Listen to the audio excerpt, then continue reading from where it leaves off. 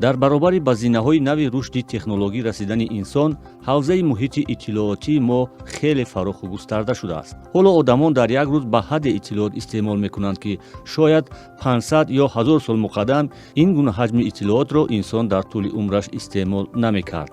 дар замони муосир коршиносон иттилоотро захираи ҳамеша дар ҳоли афзоиш ва фаноннопазир меноманд. ин амр ба сурати умум одамонро бо таҳдиди ҷиддӣ, яъне ба хатари олудагӣ ва партови иттилоотӣ рӯбарӯ кардааст. дар ин замина мо ҳамчун истеъмолкунандаи иттилоот дар муқобили интихоб қарор мегирем. ё мо ба сифати истеъмолкунандаи муқаррарии иттилоот нисбати хеш имкони дасткорӣ ё худ манипулятсияро иҷозат медиҳем, ё роҳи дигарро мегирем.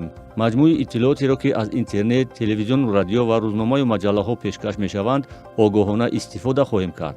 мо аз тарси ғарқшавӣ набояд аз оббозӣ худдорӣ кунем, балки шиновариро дар муҳити расонавӣ бояд хубтар биомӯзем.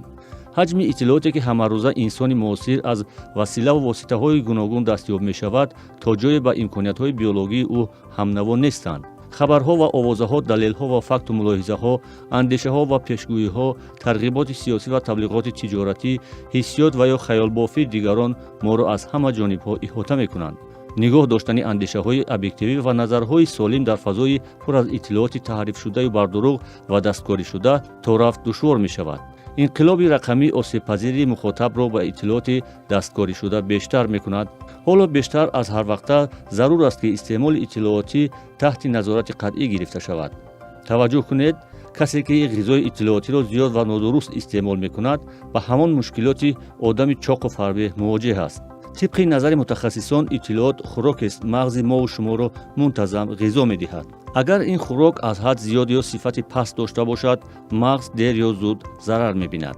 ҳоло дар бозори расонаӣ теъдоди хеле фаровони иттилооти тезпази фастфудӣ низ манзур шудааст. агар ғизоҳои фастфудӣ ба такрор доимӣ истеъмол шаванд, имкон дорад касеро ба бемориҳо гирифтор кунад. айни ҳамин таъсирро дар истеъмоли иттилоот метавон мушоҳида кард. агар хӯрок ба сифати ҷисмонии шахс таъсир дошта бошад, иттилоот ба ҳолатҳои равонӣ ва маънавии ӯ таъсир мерасонад. пас барои пешгирӣ аз бемории фарбеҳии иттилоотӣ мо бояд аз тафаккури интиқодӣ кор гирем. зеро тафаккури интиқодӣ низ маҳорат ва қобилият аст. қобилияти хуб ва оқилона андеша кардан, ки дар асоси он шахс чӣ кор кардан ва ё ба чӣ бовар карданашро муайян мекунад.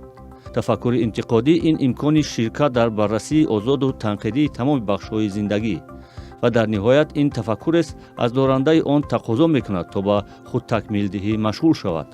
тафаккури интиқодиро яке аз маҳорат ва салоҳиятҳои асосии қарни 21 номбар мекунанд. рушди тафаккури интиқодӣ ба шахс имкон медиҳад, то иттилоотро таҳлил кунад, хулоса барорад ва маълумотро қабул ё рад кунад, ё мавқеашро оиди ин ё он мавзӯъ муайян намояд.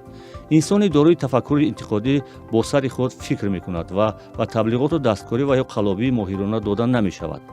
аз ин хотир ин гуна инсонҳоро идора кардан душвор аст.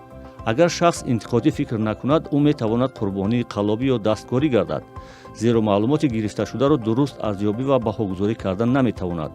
аз ин лиҳоз тафаккури интиқодӣ на фақат ҳунари пешкаш кардани суол ё пурсишҳои дуруст аст, балки муборизаи беамон бо хабарҳои ҷаълӣ, дурӯғ ва сафсатаҳои бепоя низ ба ҳисоб меравад.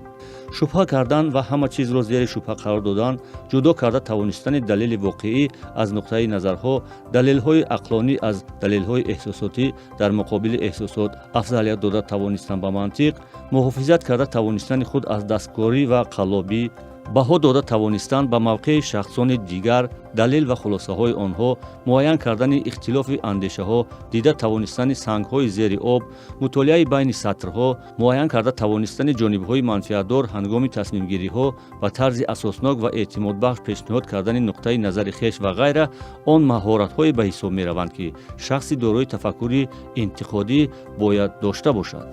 ба ҳама чиз шубҳа ва бо усули муқоисавӣ андеша кунед.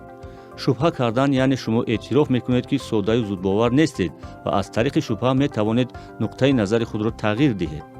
воқеъбин бошед. ин маънои арзёбии дурусти далелҳо ва хулосаҳоро дар назар дорад. дар ин кор ҳаргиз аз тафаккури сиёҳу сафед истифода накунед. хиради худро ба кор баред. бояд возеҳ дарк кунед, ки чаро шумо чунин фикр доред. аз савол додан ва ба боварҳои худ шубҳа кардан натарсед.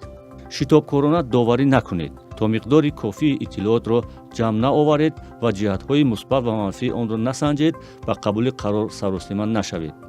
дар зери фишор қарор қабул накунед, зеро имкони қабули қарори тасодуфӣ ва нодуруст бештар хоҳад шуд.